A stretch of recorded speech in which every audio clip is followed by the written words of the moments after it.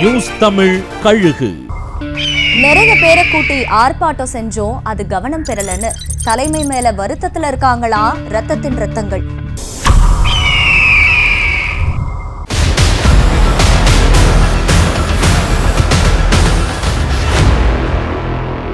மின்கட்டண உயர்வை கண்டிச்சு கடந்த செவ்வாய்க்கிழமை அதிமுக சார்பில் தமிழ்நாடு முழுக்க கண்டன ஆர்ப்பாட்டம் நடத்தப்பட்டுச்சு.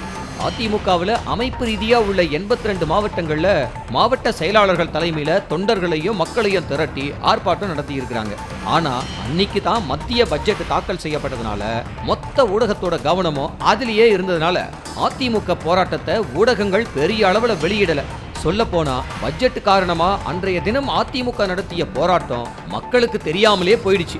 பெரிய அளவுல ஆர்ப்பாட்டம் நடத்தியும் மக்கள் கவனம் பெறாம போனதுக்கு அதிமுக தலைமையோட திட்டமிடல் இல்லாததுதான் காரணம்னு கட்சிக்குள்ள பேச்சு அடிபடுது.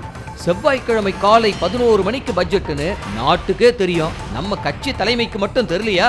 ஒரு ஆர்ப்பாட்டத்துக்கு எவ்வளவு செலவு செய்யறோம், ஆனா பாருங்க தலைமையோட தப்பால நமக்கு தான் விளம்பரம் கிடைக்கல அப்படின்னு ஆதங்கப்பட்டிருக்கிறாங்க.